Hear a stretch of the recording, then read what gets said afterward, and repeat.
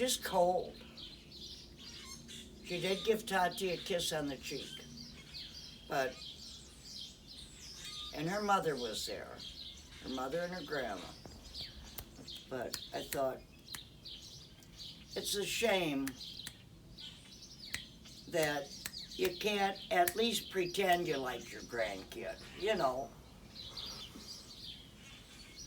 But who am I to judge?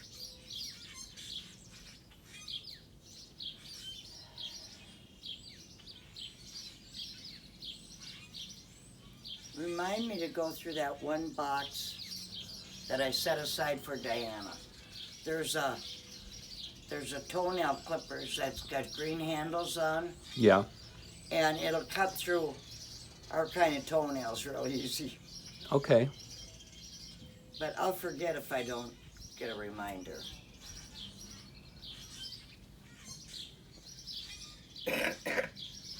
Boy, Jaden's got some nice furniture. Yeah, she does. She takes good care of it. She loaded that truck herself. What? She loaded the truck herself. Oh my God. Yeah, she didn't want to drive it, so that's why I had to go to Bloomington.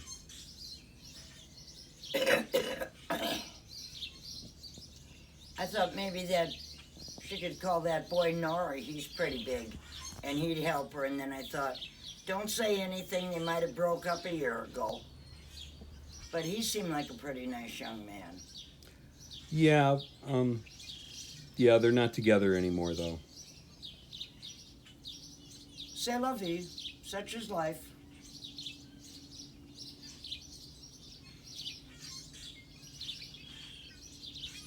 Well, you can like someone one of your kids likes, but if they break up, you're better off to just keep your mouth shut. You know? Yeah, absolutely. You don't know what goes on behind the scenes. Well, you've never walked a mile in someone else's shoes. That says a lot. That says a lot. I think I was fortunate to grow up poor and slammed around, poor and abused, because it made me more compassionate. And as soon as I got 2 nickels to rub together, I'd find somebody that needed one of them worse than I did. You know, just try to help people out.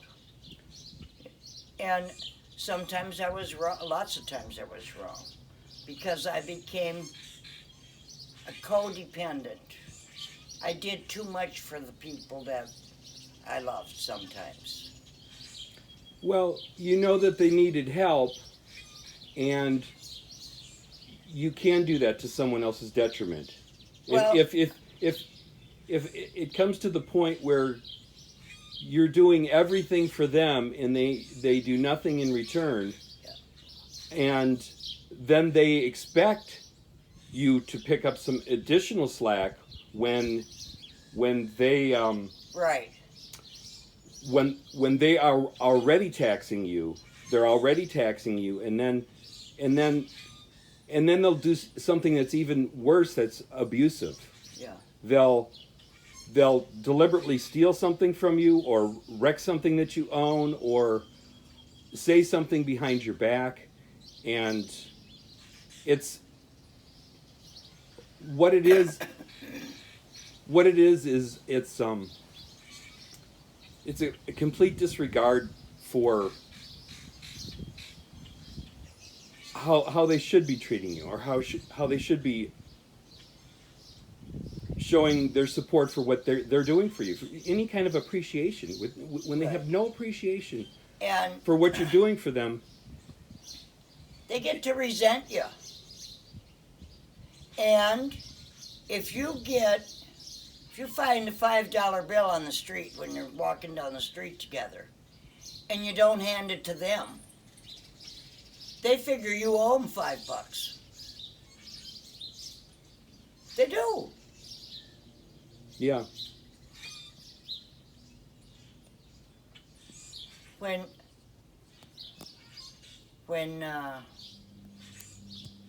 Sam was living in the trailer with Danielle, she was a young mother with a baby, and she was afraid of the husband, the baby daddy. So they came to Texas and hid out. She wouldn't work because Danielle made enough money to keep them in cigarettes and beer and wine. And I fed them. And I should have said, from now on, every time you come in and eat a meal, I want you to each leave $1 on my table. Then they just start buying their own groceries. Especially if all they got was a cup of coffee and a bagel. They'd say, shit, that's not worth a whole $1. If I would have said, bring your clothes over, I'll show you how to use my washing machine and my clothesline. Neither one of them ever hung up clothes. I didn't have a dryer. But neither one of them ever hung up clothes. They didn't know how.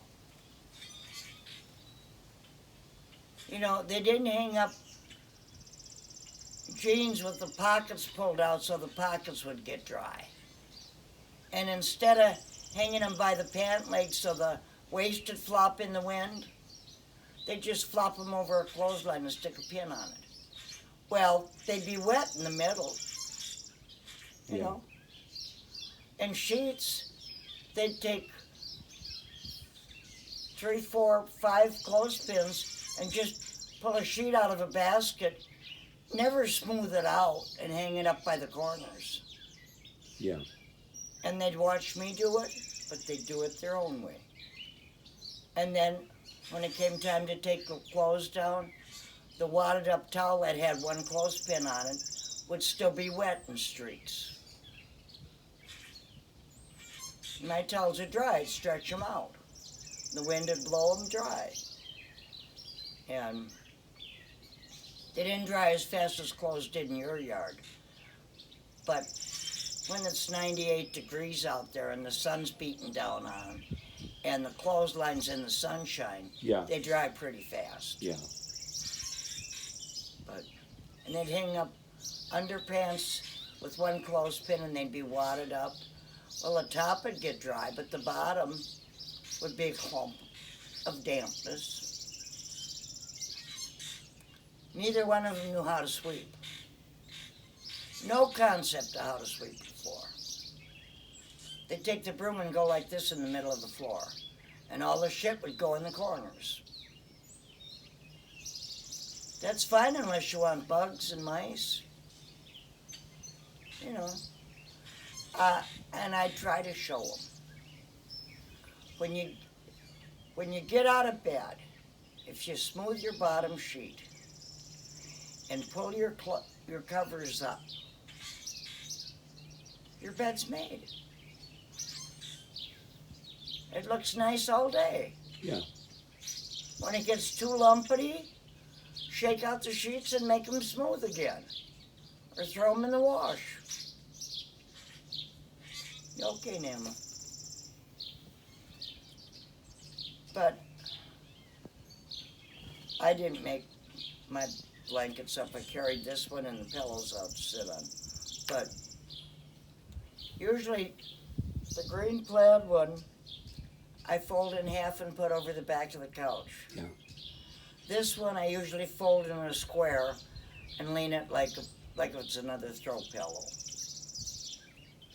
If I think someone's coming, I put it under that little table on top of those other blankets.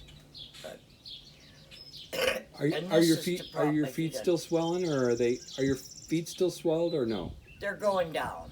Okay. But it takes a while. And Vanjie thought I heard her telling Nancy on the phone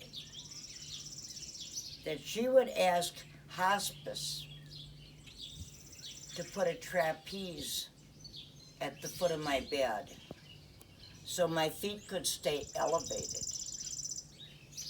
and they wouldn't swell up. Because they've swelled up so bad that the skin cracks and they bleed. And it's from sitting too much. Yeah. And the other day, I sat a lot while Gabby was here, and I sat a lot while Lacey was here. And in between, I didn't know enough to put my feet up. So, my own fault.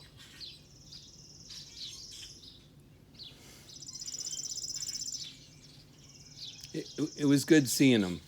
It was good seeing Gabby. It's so good to be here. I haven't been this happy Oh, her daughter's so beautiful. 20 years. It was so fun listening to her tell her little things. That's nice. It was great having Lacey here too. Wasn't that nice? And the little girls didn't even want to look at me.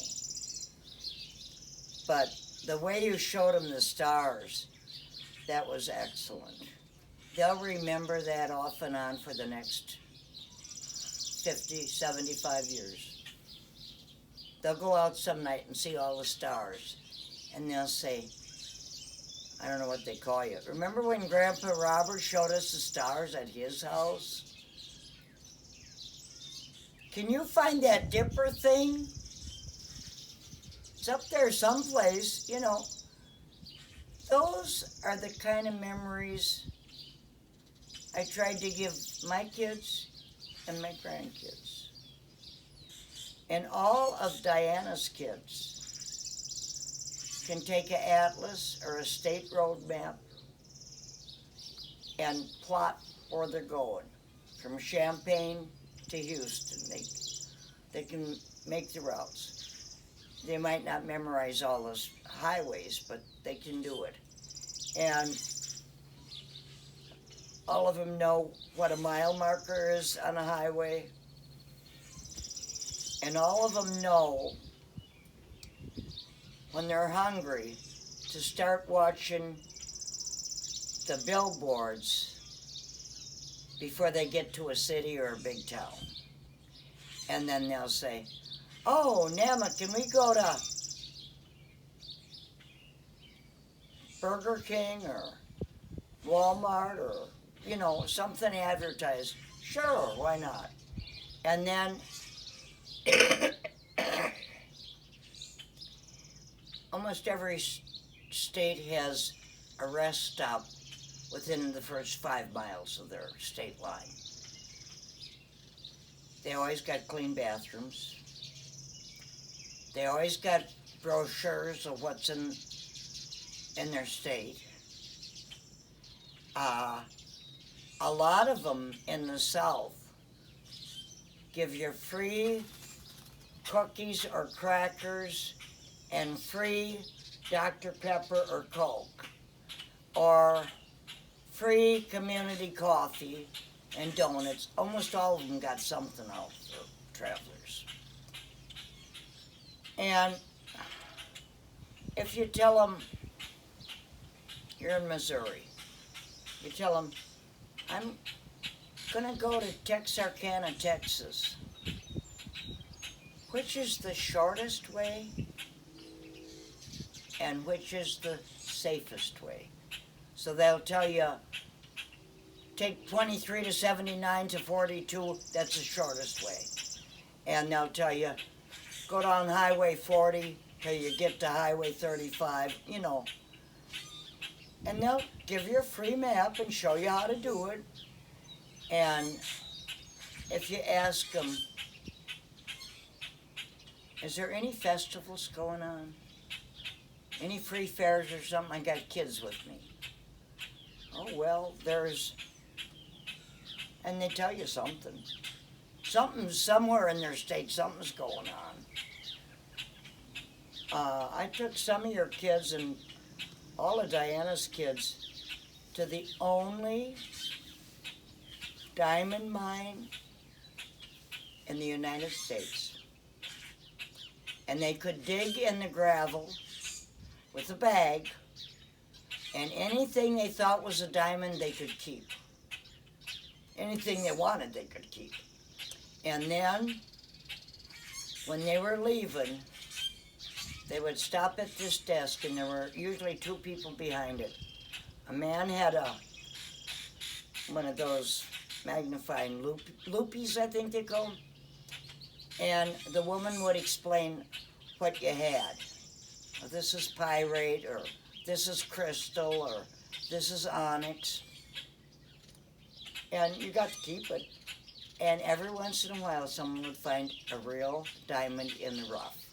And then they take your picture, and if you wanted to keep it, you kept it. And they'd tell you 2 different appraisers in Little Rock, where you could take it in, and they'd tell you how much it was worth. And they would tell you how much they would give you for it. If it was big, you'd get a whole bunch of money, but they have to cut it and facet it, and, you know. If it was little, they would mount it on a chain, just rough, or put it in a ring or a bracelet or earring or something. And they all had fun there. And they all thought they were going to find, you know, the Hope Diamond or something. But it was a good day to spend a day. It's in Little Rock it's in Arkansas between Little Rock and Texarkana, kind of in the middle of Arkansas. And what happened,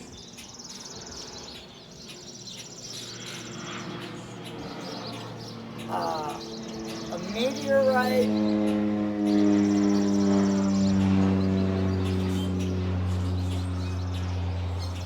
yellow plane, is that a crop duster? Yeah, it's a private plane. Anyhow, this guy had about a dozen kids, and he was sharecropping. And after 2 payments of sharecropping to own, you start paying the guy dollars. After 2 payments, they thought it was a shooting star, meteorite or whatever the hell it was, came out of the sky and burned up most of his 40 acres. And it burned for a long time. And the ground stayed hot for a long time. And the guy he was buying it from laughed at him. He said, "Boy, you sure bought a dot asshole, but you still got to pay for it." So that guy would faithfully make his payments, and he worked as a handyman. He shoveled coal, he chopped wood, he did everything to pay for that land, because something told him that it was worth hanging on to. And he had a friend, maybe 3, 4, 5 years after that, said, "We could take out an ad in the Little Rock paper, and people could see this burn spot where nothing's grown since from a star that fell out of the sky. And we could charge people up to $0.25 to come and look at it." This was about World War I. And in the meantime, his kids would grow up, move to Little Rock or someplace, get married, start their families. This one guy came out, and he paid to look at it. And he said, "Could I buy these 2 rocks from you?" And the guy's name was John Huddleston. He said, "Shit, shove them in your pocket. Don't worry about it." About a week, or within a week, that guy came out there with a jeweler and a banker. And he said, they want to know, and they'll pay you for any rocks they find. They want to know if they can walk around in your yard for an hour. Because the jeweler thinks this is a rough diamond. And the banker will pay you for it. He said, it's a goddamn piece of gravel. Take the money. Okay. Eventually, he got wealthy. He made it into an inexpensive campground. He hired 2 people, a geologist, guy who knows gems, and an assistant to tell you what you had in your hand.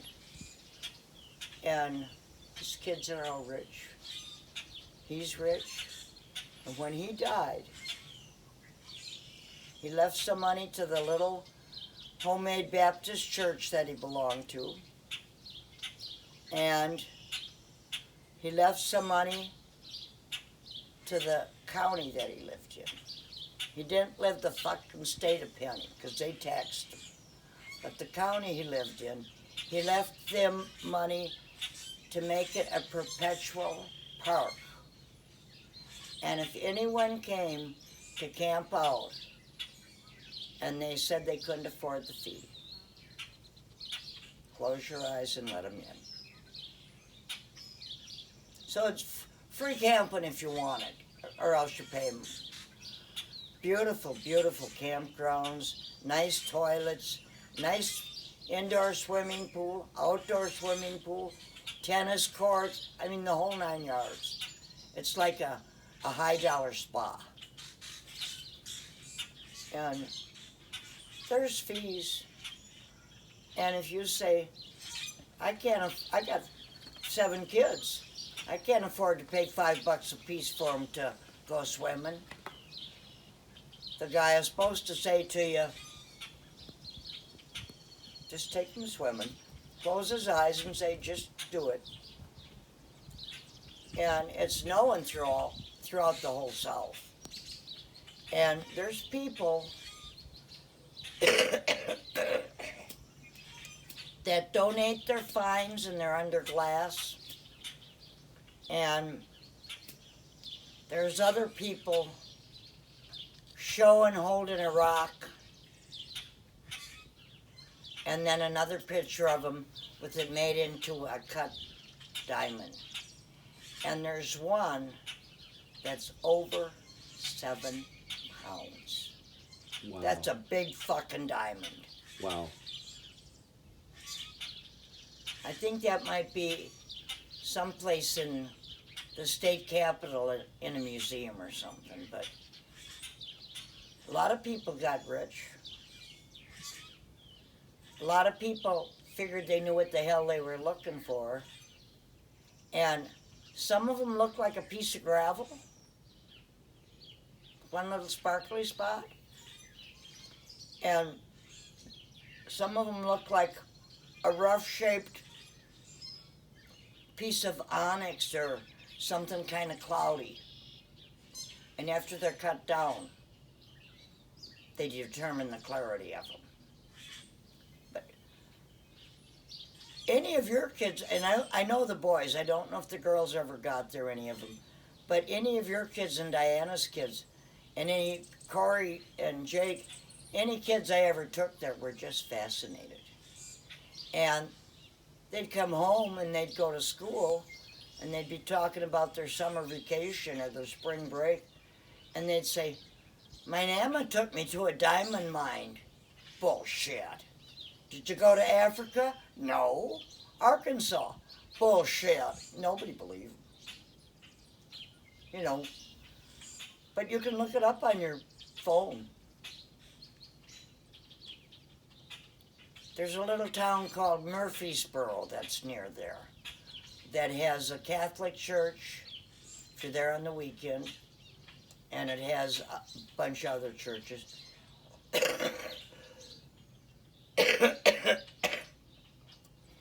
but it has one grade above cheap and one grade below middle class motel with a nice pool and free breakfast. So if we're spending the weekend, I'd get a room there. But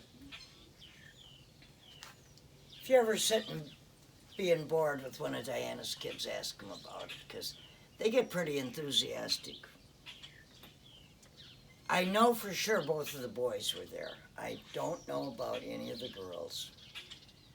Sometimes we'd be leaving Missouri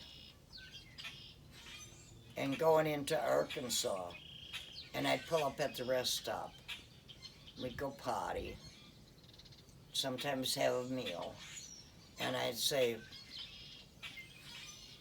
go through those brochures. Any place on Highway 40 you want to stop, because we don't have to get home till tomorrow. And they'd find Bill Clinton's house, that's in Hope, Arkansas, and his grandma's house, where he was actually raised with his grandma. His mother was a hooker in Little Rock, no, in Hot Springs. That's where his half-brother came from. Billy Bob, or whatever his name was. He also has a mentally and physically handicapped sister that they never mentioned. I think she might be his full sister, I don't know. But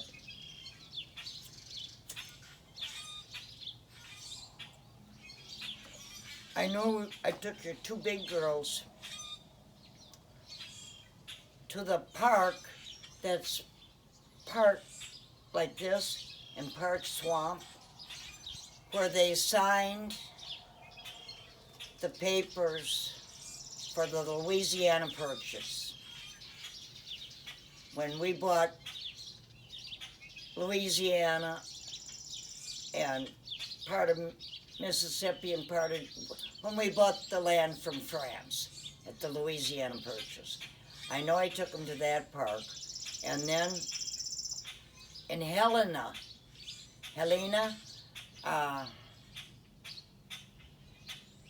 Arkansas, I think, Missouri, wherever the hell it is.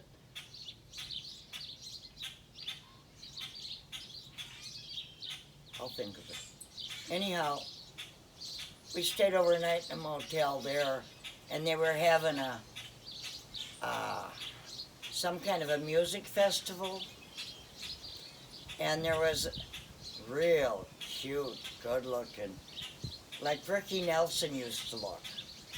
Guy, probably 16, 17 years old, playing the guitar on the street corner with his guitar case open. Juliana and Gianna go over and throw in a couple nickels, stand there and listen, go back and throw in a quarter. I had my coin purse open. They were quite impressed with that.